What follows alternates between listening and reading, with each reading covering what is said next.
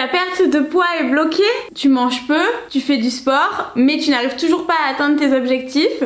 Tu es addict au goût sucré, tu as le ventre tout le temps gonflé, tu te sens ballonné, ou tout simplement tu prends du poids alors que tu essaies de tout faire pour en perdre. Et si le problème ne venait pas de ton assiette, mais d'une petite zone qui se situe juste derrière ton nombril, reste bien jusqu'à la fin de la vidéo pour tout comprendre. Je m'appelle Mathilde, je suis diététicienne nutritionniste et ma mission c'est de vous aider à avoir une vie saine. Je suis passionnée par le corps humain, j'ai commencé à m'intéresser au microbiote il y a plus de 3 ans. Dans cette vidéo, j'ai décidé de te faire un petit diagnostic de ton microbiote. Si tu te reconnais dans une des situations que je vais dire, alors prends un stylo, prends un papier et reste jusqu'à la fin de cette vidéo. Pour tout expliquer, il ne va pas y avoir une vidéo, pas 2 vidéos, mais bien 3 vidéos parce que le but c'est que tu comprennes tout correctement. Première chose, tu n'arrives pas à perdre du poids, tu manges peu, tu fais beaucoup de sport, mais tu n'arrives plus à atteindre tes objectifs. Peut-être que ton microbiote est le coupable. Il y a 3 hypothèses d'après les études, comme quoi ton microbiote te ferait grossir.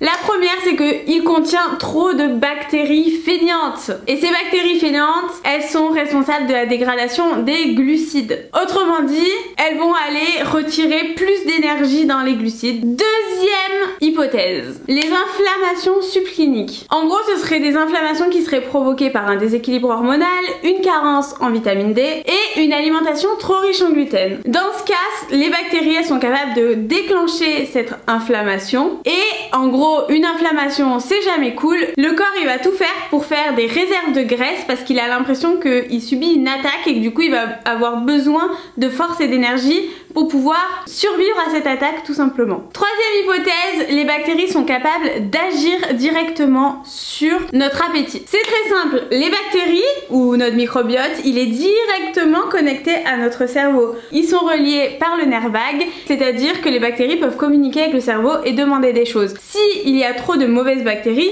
typiquement les petits firmicutes qui sont accros au sucre, et ben ils vont tout simplement être capables de demander du sucre au cerveau. Donc trop de mauvaises bactéries, elles demandent des mauvais aliments directement au cerveau et donc ça influence sur notre comportement alimentaire. Deuxième chose, tu es addict au goût sucré, ton microbiote n'y est peut-être pas pour rien non plus. Comme on l'a vu, certaines bactéries, notamment les firmicutes, qui sont pas des bactéries très gentilles, sont capables de demander directement du sucre au cerveau. Donc en fait, imaginez une population de bactéries, s'il y en a beaucoup de firmicutes, c'est-à-dire qu'elles sont capables de prendre le dessus sur les autres et demander de plus en plus de sucre au cerveau, ce qui fait que des fois quand on mange un gâteau, on a tendance à finir le paquet. Troisième chose, on va parler d'inconfort digestif, de ballonnement, de gaz. Et encore une fois, oui, ton microbiote peut en être responsable. Les aliments, lorsque tu les consommes, ils vont aller dans l'estomac où ils vont être malaxés, broyés, ils vont être digérés en partie.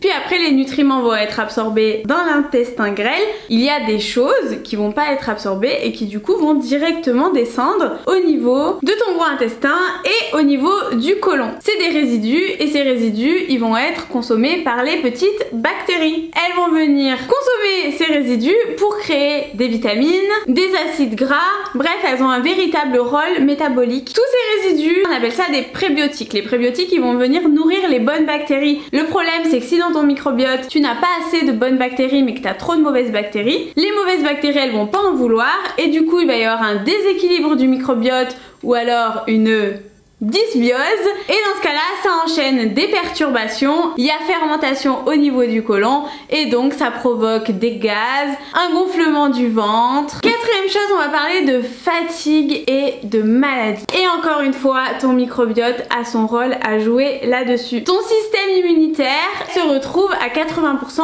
dans le système digestif. Le problème c'est que dans le microbiote il y a certaines bactéries qui vont faire en sorte de toujours stimuler le système immunitaire et donc la densité de bactéries dans le microbiote elle va être plus faible. Donc en gros il suffit que tu aies un microbiote déséquilibré pour que ton système immunitaire soit tout le temps sollicité, donc il soit affaibli et que du coup tu tombes beaucoup plus facilement malade. Dis-moi en commentaire si tu t'es reconnu dans un des symptômes et surtout abonne-toi, active la cloche car la deuxième vidéo arrive très vite et dans cette deuxième vidéo je vais t'expliquer comment tu vas pouvoir remédier à ces symptômes. Sinon en attendant la deuxième vidéo, j'ai une surprise pour toi qui se retrouve en description. Clique sur le lien et tu vas pouvoir télécharger ton cadeau. À très vite pour la deuxième vidéo. Bye!